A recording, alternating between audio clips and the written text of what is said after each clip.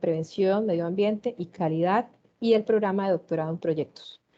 Miembro del Grupo de Investigación, Desarrollo e Innovación de Proyectos Sostenibles en la línea de investigación de jardines etnobiológicos, con estudios sobre aprovechamiento de plantas medicinales, aromáticas y comestibles. Sean todos bienvenidos a este espacio académico de alto valor. A continuación le doy un espacio al doctor Aldo Pardo, nuestro vicerrector de investigación.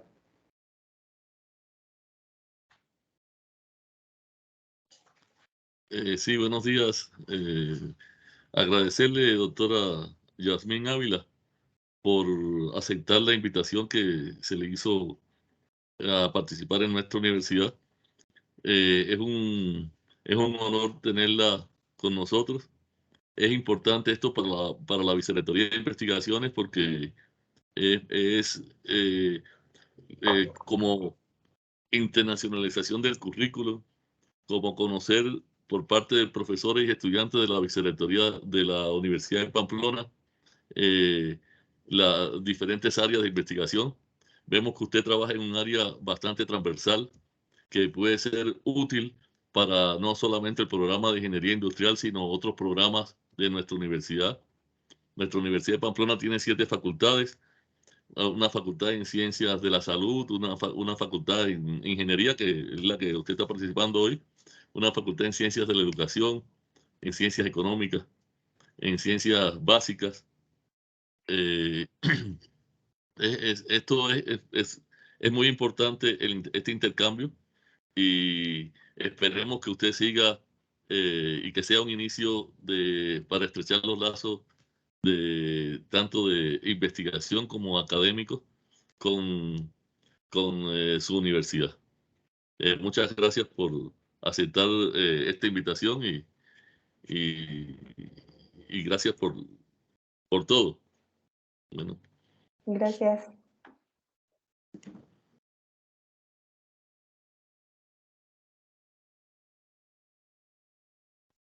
Y bueno, no sé si ya puedo empezar. Profesor Francisco, ¿desea Sí. dar unas palabras de bienvenida? Por favor. Bueno, yo con lo que ustedes han dicho creo que basta, ¿no? Porque para mí es un orgullo enorme tener a una profesora con ese nivel que ustedes están viendo, tutora de doctorados en proyectos, o sea, especialista en proyectos. Ustedes no se imaginan hasta qué punto. Yo la recomiendo primero a la Universidad Americana de Europa muchísimo, a sus docentes y a sus tutores, todo aquel que quiera un programa de posgrado, tanto maestría como doctorado, deberían acercarse a este tipo de centro con calificaciones altísimas, muchísimos proyectos y muchísimas cosas, que prácticamente no hay ni tiempo de hacer tantas cosas. Le doy la bienvenida, como siempre, muy calurosa, y para mí es un enorme placer que podamos tener este tipo de eventos que le sirven a todos los programas de ingeniería, no a ingeniería industrial, a todos los programas de ingeniería, todos los que son emprendedores y que están haciendo emprendimiento. Y no digo más. Adelante, profe. Un placer. Okay, muchas gracias por la presentación y pues muchas gracias también por la invitación. Es un gusto poder compartir este tipo de proyectos y de temas del cual vamos a empezar a hablar ahora, que en este caso pues tiene que ver con temas etnobotánicos, que es un tema que toma relevancia sobre todo pues en la actualidad y teniendo en cuenta pues la problemática por la que estamos pasando, no solamente en el caso de México, sino a nivel global. Y esto sobre todo en temas de desarrollo sostenible y pues el trágico aprovechamiento que hemos realizado a nuestros recursos naturales, ¿sí? A nuestro entorno vegetal, a nuestro entorno natural, y qué mejor que tomar pues en cuenta este tipo de temáticas nosotros como profesores, como investigadores, para que los alumnos puedan visualizarlo, puedan sensibilizarse, puedan acercarse a este tipo de estudios y lo vean cercano, lo vean como algo que está pasando, que tiene relevancia y que debemos de involucrarnos directamente y que no sean solamente espectadores, sino que se vuelvan actores dentro de las estrategias o investigaciones que se realicen. Y ojalá que este tipo de tema pues sea como ejemplo para poderlo implementar no solamente en México, sino en otros países que están sufriendo la misma problemática ambiental, ¿sí? Entonces, bueno, sin más preámbulo, me gustaría iniciar esta presentación. Ya hicieron la presentación del título, en este caso pues es Jardines Etnobotánicos, un vínculo del conocimiento tradicional al científico en México. Quisiera iniciar dando un contexto de lo que es la etnobotánica. La etnobotánica es un estudio interdisciplinar que se enfoca en visualizar la interacción entre los seres vivos, entre los seres humanos y su entorno vegetal, sobre todo haciendo análisis en sus usos, conocimientos, costumbres, comportamientos, ritos y creencias. Esto relacionado a su entorno vegetal. Esta etnobotánica se enfoca en 3 líneas principales. La primera es la percepción cultural, la clasificación de los organismos. La segunda es los aspectos biológicos y culturales de la utilización de las plantas. Y la tercera son las bases culturales y consecuencias biológicas del manejo de los recursos de los seres humanos a través del tiempo. Este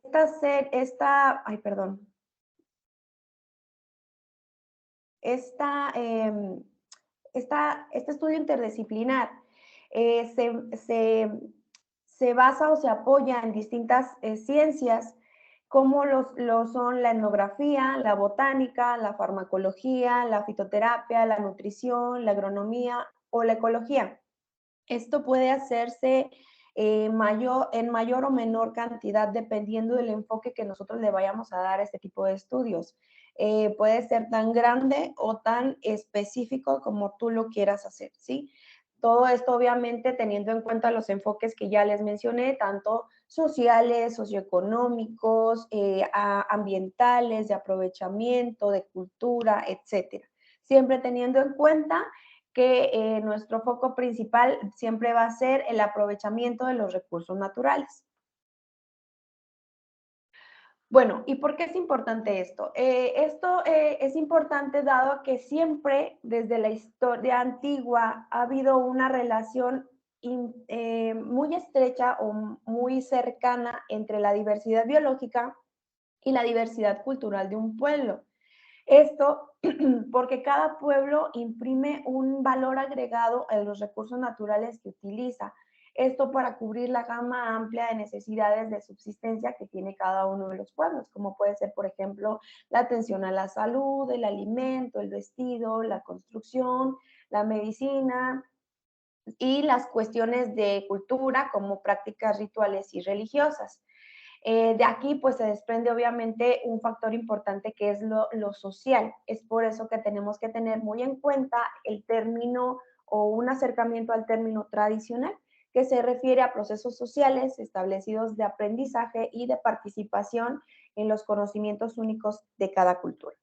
De aquí se desprende también el término tan importante que es la medicina tradicional, y la cual pues se ha venido heredando de generación en generación de forma oral de los antiguos maestros o ancianos a las nuevas generaciones, teniendo como objetivo principal el ayudar a sanar o alimentar, entre otros objetivos, a la comunidad.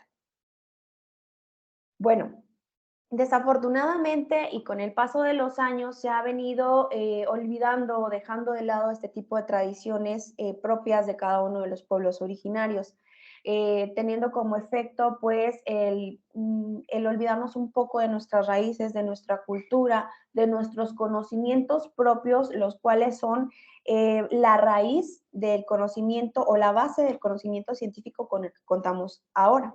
Es por eso que es importante desarrollar espacios que nos permitan tener de vuelta esta cercanía, esta conexión con nuestros orígenes.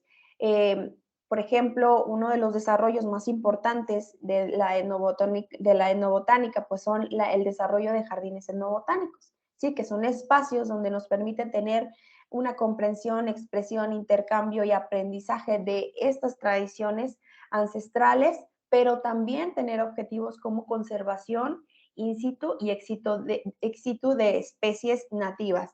La diferencia entre un jardín botánico y un jardín etnobotánico recae en que nos vamos a especificar o nos vamos a concentrar en especies endémicas o en especies nativas de la zona o localidad donde nosotros vamos a implementar este tipo de jardines, a diferencia de un jardín botánico, que es una colección de plantas que ya pueden ser tanto nativas como exóticas, ¿sí? Entonces, aquí es importante que lo tengan en cuenta. Para que sea realmente un jardín etnobotánico se tiene que tomar en cuenta solamente plantas nativas de la localidad o del país. Bueno, entonces, como comentaba, estos jardines etnobotánicos, pues sobre todo se enfocan a la conservación de los recursos fitogenéticos nativos y su germoplasma. Esto sobre todo debido pues a la globalización y al crecimiento desacelerado, más bien acelerado de la urbanización y a los cambios bruscos de suelo, ¿sí? Del uso de suelo, que trajo como consecuencia la pérdida de muchísimas especies con un potencial útil para una infinidad de cosas, o como por ejemplo el mejoramiento de cultivos, alimentación, desarrollo de medicinas o materiales como fibras o otro tipo de materiales industriales. Es por eso que toma gran importancia este tipo de desarrollo de estos espacios de investigación, que son los jardines etnobotánicos, los cuales pueden tener, por ejemplo, espacios como viveros, bancos de semillas, herbarios, bibliotecas, laboratorios, donde pueden hacerse esfuerzos o estudios, investigaciones o estrategias que nos lleven a objetivos de conservación de estos recursos propios de la región. Bueno, dentro de el desarrollo de los estudios de los jardines etnobotánicos, uno de los puntos pues, más importantes o trascendentales, como les comentaba, son los saberes tradicionales. ¿Esto por qué? Porque nos ayuda a comprender qué interacción tuvieron y siguen teniendo estos pobladores con los entornos vegetales, sobre todo para tener una conciencia del conocimiento y saberes que conformaron y conforman el patrimonio cultural de cada uno de los pueblos, que en un principio se apoyaron o se concentraron en la utilización de las plantas como benéficas para obtener recursos como alimento, vestido, construir sus hogares o también calentarlos. Pero después se dieron cuenta y orientaron su interés también a obtener un tipo de medicina, ¿sí? Un tipo de medicina que pudieran obtener ellos remedios para curar o atenuar enfermedades y heridas. De ahí se empieza a ver también ya qué tipo de utilización y aprovechamiento tenían este tipo de poblaciones a su entorno vegetal. Otro de los puntos importantes a resaltar dentro de la cultura de estos pueblos, que también podemos tener en cuenta dentro de las investigaciones de los jardines etnobotánicos, pues fueron las ceremonias y rituales. Como les comento, siempre ha habido una relación histórica estrecha entre la sociedad y la naturaleza, lo cual desencadenó pues tradiciones, creencias y ritos, sobre todo orientados a toda la cuestión de la agronomía. Esta cuestión que nos hizo que nos quedáramos ya en lugares establecidos y que dejáramos de ser nómadas. Este tipo de ceremonias se enfocó sobre todo en los ciclos estacionales de la agricultura o de los cultivos, sobre todo en las distintas etapas que conllevaba este tipo de cultivos. Por ejemplo, para pedir permiso para sembrar, para bendecir las semillas que iban a ser sembradas, para petición de lluvias, petición y agradecimiento de la fertilidad vegetal y finalmente el agradecimiento por las cosechas que se obtuvieron. Todo esto se generó a partir de los conocimientos que ellos tenían de las especies utilizadas en los rituales y en los cultivos. Estos tipos de ceremonias se desarrollaron a partir de los elementos naturales que ellos tenían en su entorno. En un principio se hacían a sus dioses y aparte a la naturaleza, pero debido a la llegada de la colonización en México, se empezaron a generar rituales o ceremonias sincretizadas, es decir, ya una conjunción o una fusión de las creencias prehispánicas con las creencias que fueron introducidas por los españoles. En este caso, pues ya cuestiones de ceremonias religiosas. En la actualidad encontramos ya una combinación de ambas, donde combinan elementos naturales con elementos religiosos. Bueno, dentro de la utilización ancestral de estas plantas, pues también encontramos un aspecto bastante relevante e importante que fue el aprovechamiento de estos recursos, y que esto mismo contrajo que ellos o estos pobladores desarrollaran conocimientos sobre la biología de las especies y los procesos ecológicos en los agroecosistemas. México se destaca por ser un país multicultural. Es parte de los 8 países con mayor diversidad de pueblos indígenas. Esto por su estrecha y armoniosa relación con la naturaleza, lo cual les confirió que desarrollaran conocimientos dentro de áreas como la astronomía, la botánica, la agricultura, la arquitectura, entre otras. Además de que también es un país megadiverso y fue centro de origen de diversidad y domesticación de diversos cultivos, sobresaliendo sobre todo de la lista de las 128 especies más importantes a nivel mundial de la FAO. Más del 10% de estas fueron domesticadas en México. Aquí les presento los 3 cultivos más importantes o sobresalientes a nivel mundial, que es el maíz, que a partir de ello se obtiene una infinidad de alimentos que son parte de la alimentación básica de nuestro país. El cacao, que es un cultivo del cual se extrae el chocolate, producto que se comercializa y se consume a nivel mundial. Y la nochebuena, que es una planta que se ha convertido en símbolo de la Navidad en muchos países del mundo.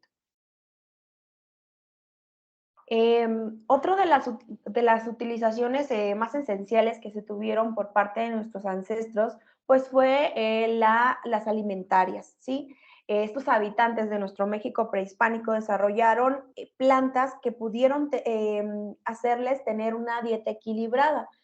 Pudieron domesticar especies como el chile, el aguacate, la calabaza, frijol, maíz, entre muchas otras, destacando 40 especies de maíz, que son la mayor aportación de nuestro país al mundo. De aquí se pueden obtener un sinfín de productos alimenticios, como por ejemplo la tortilla, que es base de la alimentación mexicana, el atole, el pinole, tlacoyos, tamales, etcétera. Además, sus hojas también son aprovechadas para envolver productos alimenticios como los tamales, quesos, requesones, entre otros. Y el punto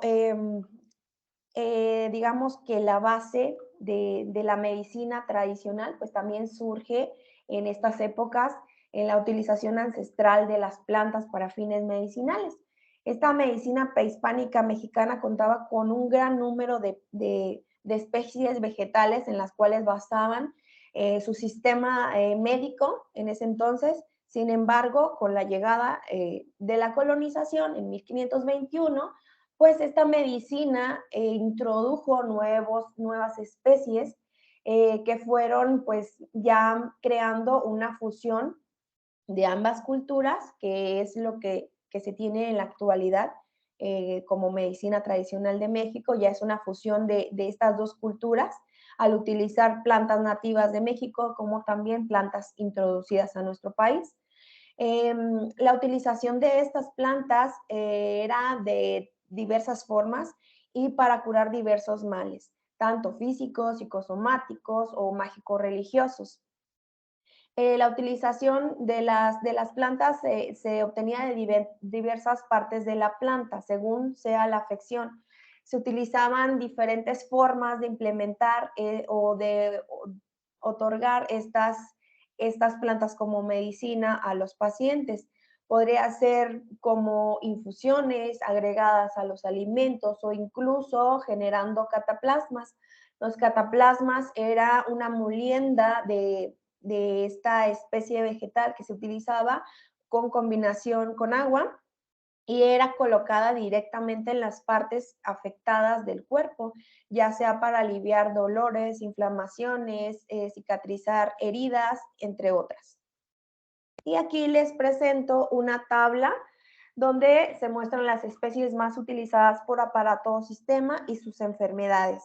En este caso vemos el del aparato digestivo y con enfermedades relacionadas a parásitos, dolor de estómago, diarreas, algunas de las especies más utilizadas con sus nombres científicos y los nombres comunes. En este caso, en estas fotografías, les muestro las que eran nativas de México, que en este caso eran el epazote, el ajo y el estafiate.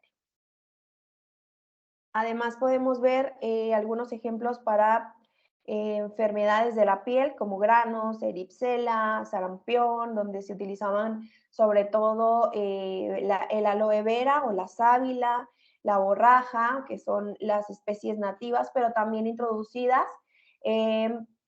como otro tipo de plantas como el capulín.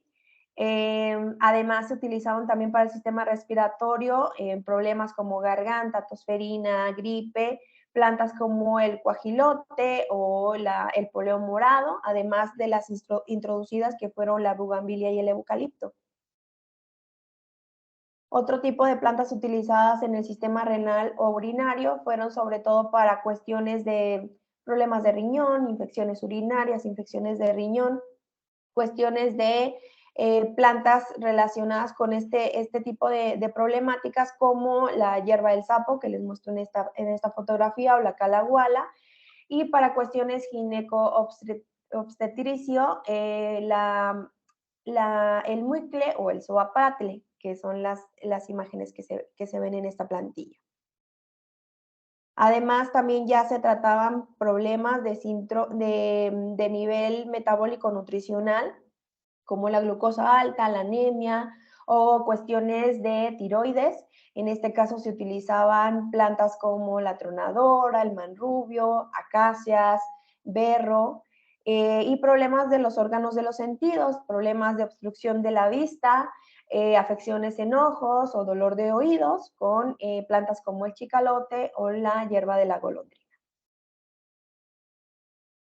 Bueno, toda esta información ancestral de nuestras tradiciones culturales ancestrales, pues desafortunadamente con el inicio de la colonización y el crecimiento poblacional, pues tuvieron un proceso de transformación y pérdida de los pueblos originarios, lo cual generó que todo este conocimiento acerca de las plantas medicinales, de la utilización y aprovechamiento de los recursos, incluso de la relación armónica que había entre el ser humano y su espacio vegetal, se fueran perdiendo. Por eso es importante que se genere un vínculo entre el saber tradicional y el saber científico. ¿Para qué? Para que nosotros conozcamos nuestro patrimonio etnobotánico y generemos elementos identitarios a nuestras comunidades nativas. Estos elementos que sí se han ido transmitiendo de una generación a otra, pero sin embargo no ha sido con la misma fuerza que se hacía años o siglos atrás, que desafortunadamente hemos perdido tal vez la identidad de nuestros pueblos originarios y desaprovechado el conocimiento que ellos nos otorgaron.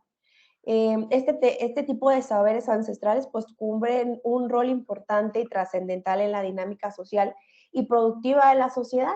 Sin embargo, pues han sido desprestigiados y tan así que los han puesto en una jerarquía inferior respecto a los avances del conocimiento científico, sobre todo pues con la llegada de la globalización y con los objetivos del humano de seguir cambiando su entorno para tener una mejor calidad de vida, pero olvidándonos de sobremanera pues de la relación y de la importancia y de la valorización de nuestros entornos vegetales. Esto pues desencadenó problemas ambientales que han traído hasta el momento pues una infinidad de desastres naturales también que han perjudicado directamente, pues no solamente nuestra calidad de vida, sino la de muchas especies, tanto biológicas como vegetales. Es por eso que es importante que tengamos en cuenta y en la mira en las formas o estrategias de sobrellevar y tratar este tipo de vínculo que tenemos con nuestros espacios vegetales y generar estrategias que nos lleven a tener un desarrollo sostenible, para que podamos así de esta forma vivir de manera armoniosa con un vínculo estrecho nuevamente con nuestro entorno vegetal. Es por eso que es importante que retomemos este tipo de estrategias como lo son los estudios etnobotánicos, en este caso pues los jardines, con un enfoque científico que nos ayude a tener esta conservación de los recursos fitogenéticos, pero también que haya una aproximación científica o de investigación de rigor científico que sí nos ayude a responder las necesidades locales de desarrollo y conservación de nuestros recursos, pero que también propicie paralelamente la integración de ambos conocimientos, tanto el tradicional y el científico, y que esto nos ayude un poco a reivindicar y a volver a tener esa conexión con nuestras tradiciones o nuestra cultura prehispánica.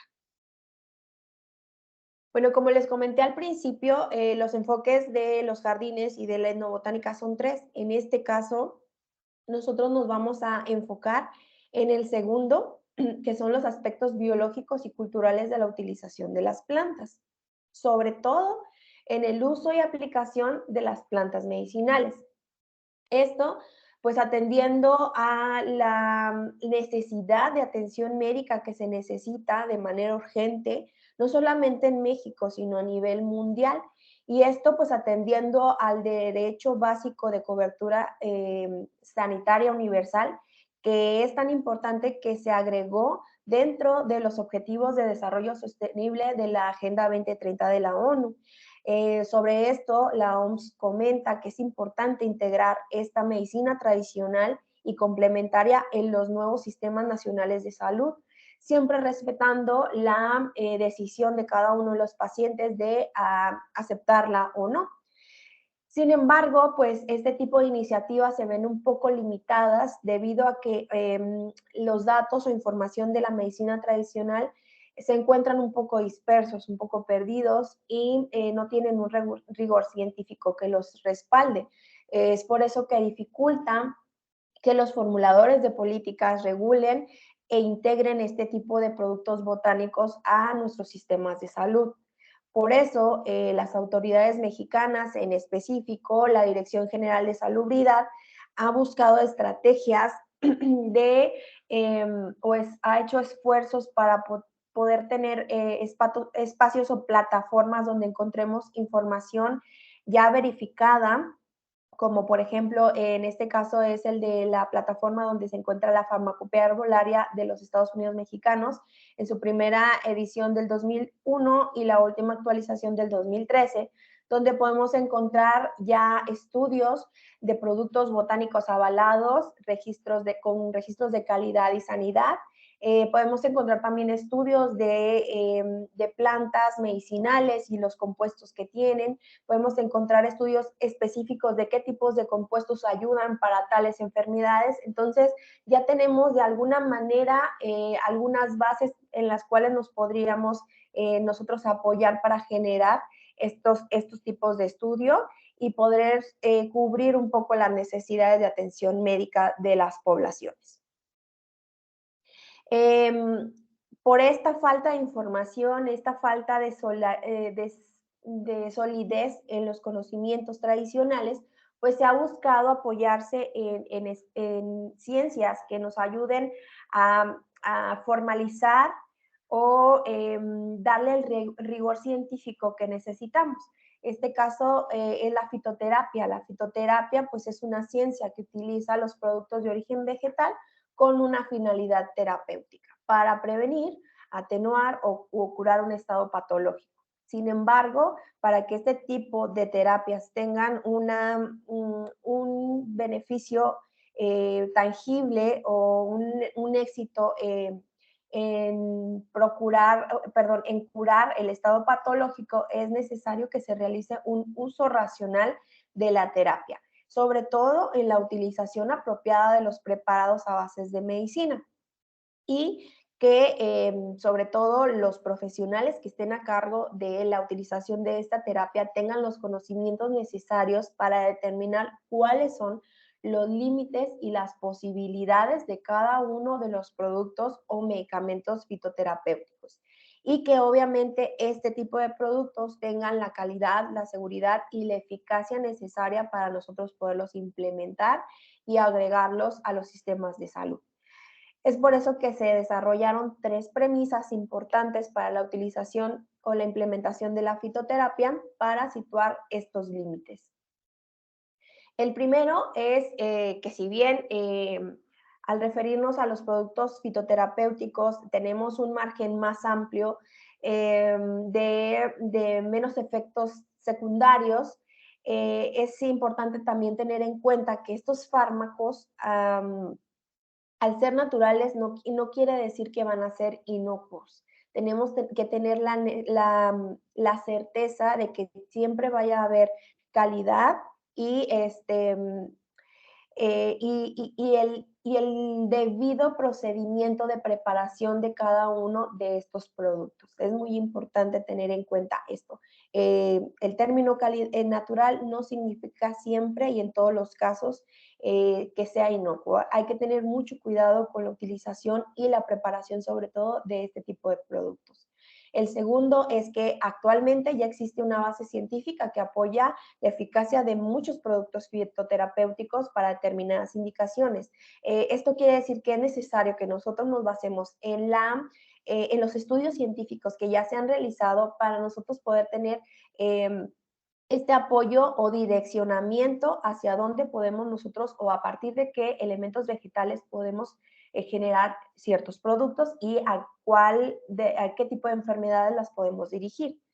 Y la última es que la eficacia de este tipo de terapias solo se va a conseguir con el adecuado preparado de los fitoterapéuticos o productos fitoterapéuticos, tanto en lo que se refiere a las indicaciones como en la forma de administrar las dosis. Esto es sumamente importante debido a que dependiendo del historial clínico de cada uno de los pacientes, se va a poder dar una dosis y administración de los productos. Es sumamente importante que cada uno de los profesionales que se van a hacer cargo de indicar el producto tenga en cuenta el historial clínico de cada uno de los pacientes para con esto evitar la presencia de efectos secundarios, es decir, hay plantas que no se pueden indicar para personas hipertensas, para personas embarazadas, para niños, para personas que presentan ciertas alergias. Entonces, para que este tipo de terapias sean eficaces, tiene que tener las especificaciones personalizadas para cada uno de los pacientes.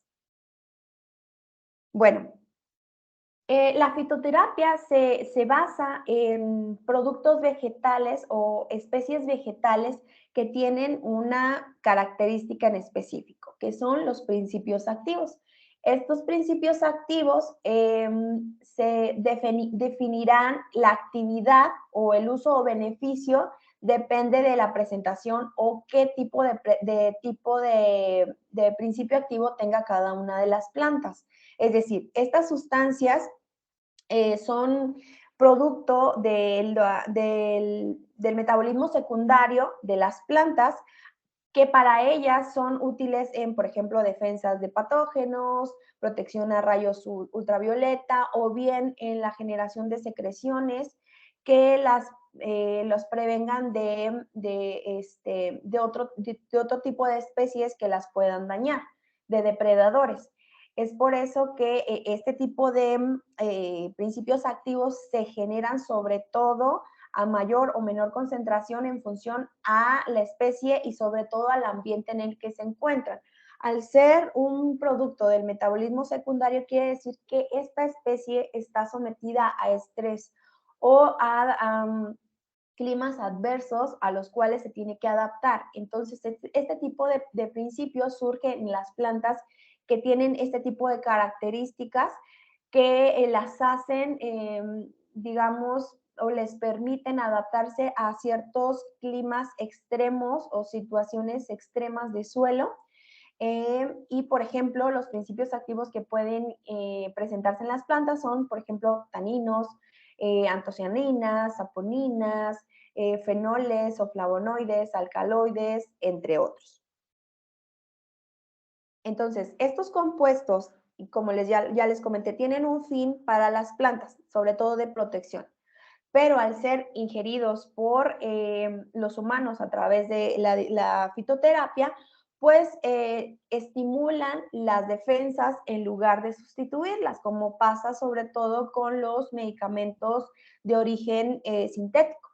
Entonces, este tipo de compuestos ayudan a estimular estas defensas en nuestro organismo.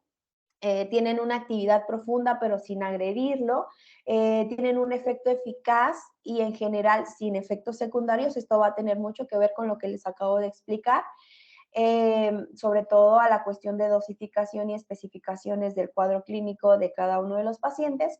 Y pues estos principios activos son asimilables, que esto yo creo que es lo más importante y sobresaliente de este tipo de terapia.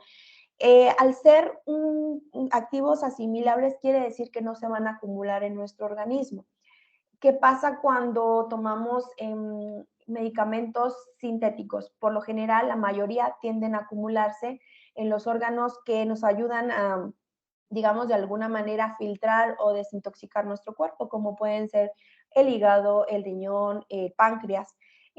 Pues pueden llegar a tener efectos secundarios a la larga, ya que pues estos compuestos se van quedando ahí generando toxinas y otro tipo de efectos secundarios. A diferencia de esto, pues los compuestos fitoactivos ya son reconocidos por el cuerpo, es decir, ya se encuentran de manera natural en nuestro cuerpo y al ser ingeridos, estimulan nuevamente esta concentración de los compuestos y ayudan a activar la estimulación de las defensas de manera natural. Ay, perdón. Bueno, en este cuadro les presento algunos ejemplos de plantas medicinales mexicanas mayormente utilizadas en la fitoterapia. En este caso son las especies, los usos terapéuticos. Aquí ya agregamos el principio activo que tiene la función terapéutica, la parte de la planta que se utiliza y la preparación. Sobre todo en la actualidad, ustedes ya habrán visto productos fitoterapéuticos en presentaciones en comprimidos o en cápsulas. Sin embargo, también se puede generar otro tipo de productos, como en este caso las infusiones o los tés, las tinturas, cataplasma, entre otros. Entonces, aquí les presento especies como, por ejemplo, la árnica, para curar heridas, donde tiene la presencia del principio activo de la analina. Se utilizan sus ramas, hojas y flores y se puede utilizar como infusión, tintura o cataplasma. También el ajo es una planta muy utilizada en nuestro país para problemas digestivos sobre todo, y se utiliza en la mayoría de los casos hojas y flor y fruto. Además, contamos con la presencia de la bugambilia morada. En este caso se utiliza sobre todo para vías respiratorias, problemas como tos, infecciones de garganta, gripe común. Se utilizan sus flores y hojas y se realizan infusiones o tinturas. También tenemos presencia de plantas como el cuachalalate. De esta planta se utilizan su corteza y se utiliza para fines antimicrobianos, antiinflamatorios y de gastritis. La planta, por ejemplo, de la hierba de la golondrina se utiliza debido a que tiene presencia de fenoles y flavonoides, los cuales pueden ayudar a desinflamar. Sobre todo, este tipo de compuestos se encuentran en las hojas y se puede utilizar como infusión y tinturas. También contamos con la presencia de la manzanilla, que es un estimulante del apetito, además de que facilita la digestión. Se utilizan tanto sus hojas y sus flores. Además, contamos con la menta. Esta menta presenta principios activos como isomentona y sobre todo se encuentran estos compuestos presentes en sus hojas. La lavanda tiene propiedades sedativas, se utiliza en distintas presentaciones como infusión o tinturas. El romero sobre todo es utilizado para cuestiones de circulación, debido a su presencia de fenoles y flavonoides, sobre todo en las hojas, y se utiliza como tinturas y cataplasmas. Y finalmente les presento también el tomillo, que se utiliza sobre todo para vías respiratorias superiores y cuidado de heridas y picaduras. Este sobre todo tiene su función y el principio activo concentrado en las hojas y en las ramas y se utiliza como infusión y tintura. Y finalmente el aloe vera o la sábila, que se utiliza sobre todo para la piel, ya que es una planta regeneradora. Presenta antroquinonas y sobre todo pues, se utilizan sus hojas como tintura, infusión o cataplasma. Bueno, esta información que les acabo de presentar es sobre todo con el interés de que vean las posibilidades o una de las posibilidades de estudios que se pueden realizar dentro de los jardines etnobotánicos.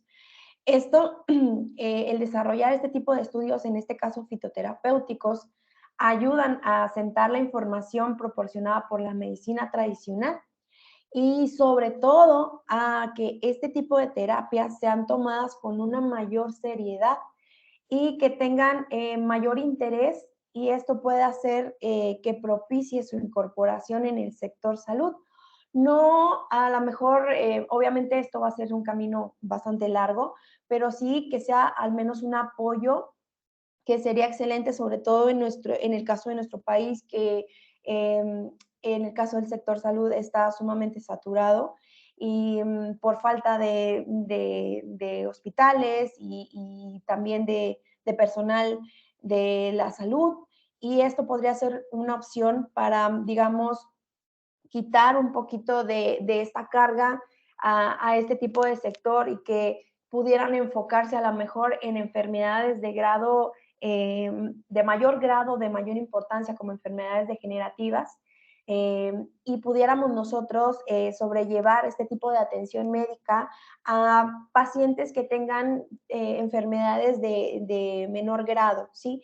Entonces, esta es una de las estrategias que presentamos como opción o apoyo al sector salud, pero que es solamente uno de los ejemplos de tantos estudios que se pueden llevar a cabo dentro de los jardines etnobotánicos, sobre todo teniendo en cuenta que es interdisciplinar y que podemos darle un sinfín de enfoques, tanto de sustentables, ambientales, económicos, sociales, culturales, educativos. Es por eso que es importante que este tipo de espacios sean visualizados como un espacio de investigación, educación y culturización hacia nuestra sociedad y que podamos implementarlo no solamente en México, sino en muchas partes del mundo para que esto nos ayude pues, a fortalecer los lazos de los hombres o de los humanos con la naturaleza, que regresemos a tener ese contacto, ese vínculo estrecho, armonioso y respetuoso con nuestros recursos naturales. Y me gustaría cerrar esta presentación con una frase de la poeta y pedagoga Gabriela Mistral que dice: donde haya un árbol que plantar, plántalo tú. Donde haya un error que enmendar, enmiéndalo tú. Donde haya un esfuerzo que todos esquivan, hazlo tú. Sé tú el que aparta la piedra del camino. Y esto nos lleva nuevamente a darnos cuenta que tenemos que ser nosotros los que nos volvamos actores y activistas dentro de esta necesidad importante que es el rescate, el respeto y la relación armoniosa con nuestros recursos vegetales. Muchas gracias.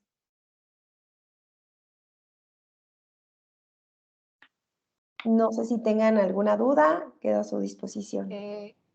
Gracias, doctora. Por favor, las preguntas las pueden escribir a través del chat.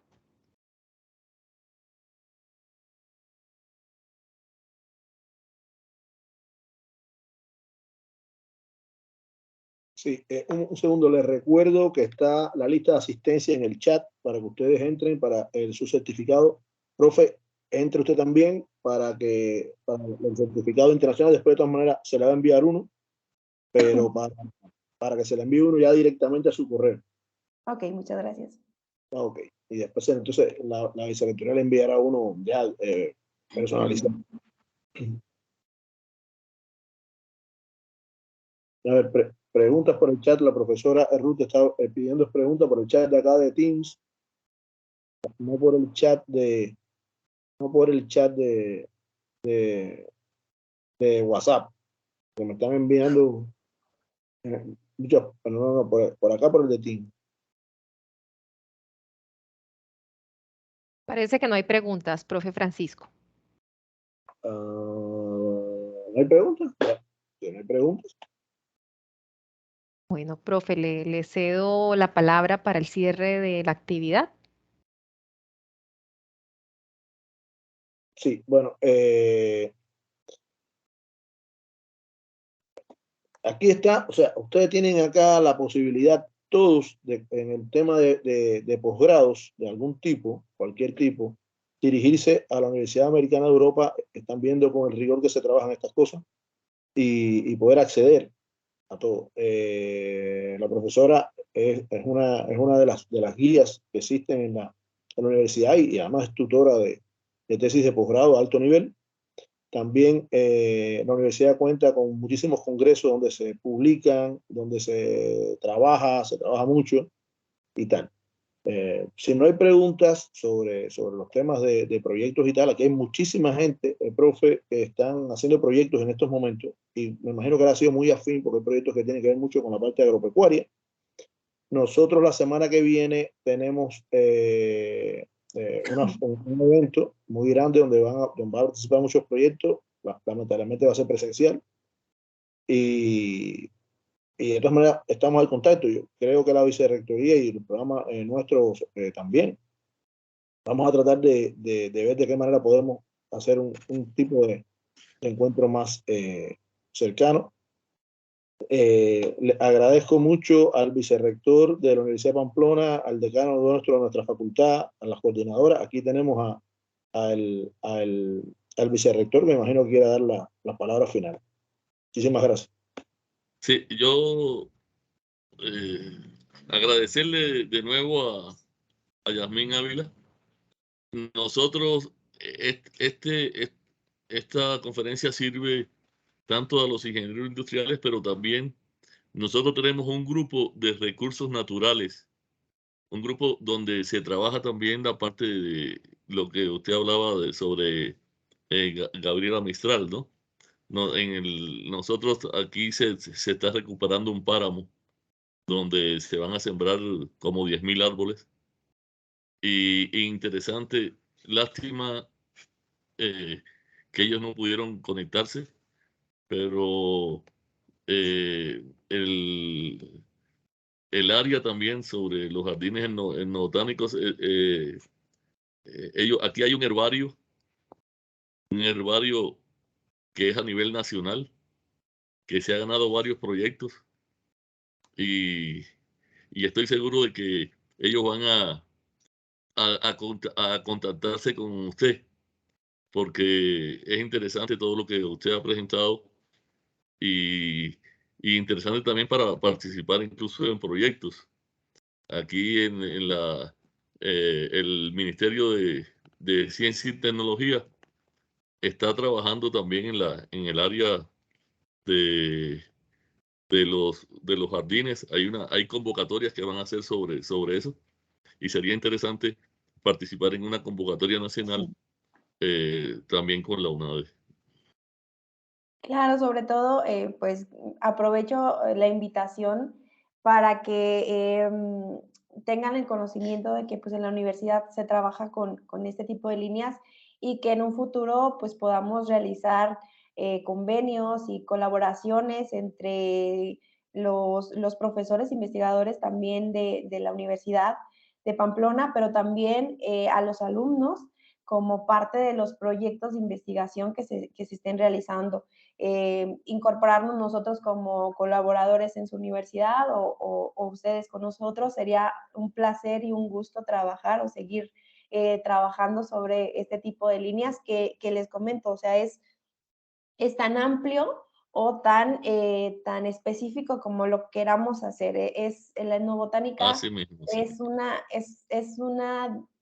es un estudio interdisciplinar del cual nos podemos apoyar entre todos. En este caso, nosotros estamos trabajando profesionales desde arquitectos, sociólogos, biólogos, de desarrollo sustentable, ingenieros. Entonces, es importante que nos apoyemos desde las distintas áreas para fortalecer proyectos de esta magnitud y de este rigor tan importante que es lo que tiene que ver con el medio ambiente. Sí, aquí hay varias convocatorias. Repito que va a ser muy importante una alianza con ustedes. Nosotros incluso hacemos una convocatoria para estudiantes. Pertenecemos a una alianza, la Alianza del FIN, que es sobre universidades del Pacífico. Y en esto, ahora en finales de junio, en las vacaciones, hay 11 estudiantes que van a México como estancias,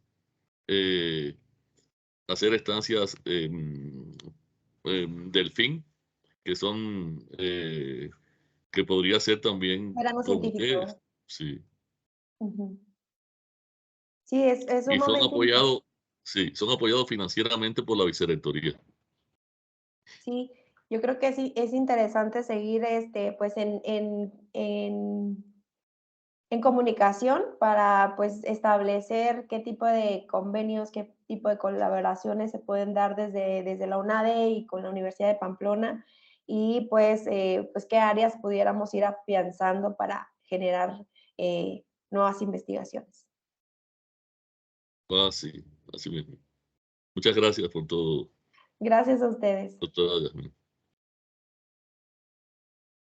Muchas gracias, doctora, nuevamente por su conferencia, que realmente ha sido de gran valor para los presentes, tanto para los estudiantes como para los docentes. Se da por terminada la actividad. Muchas gracias a todos por participar.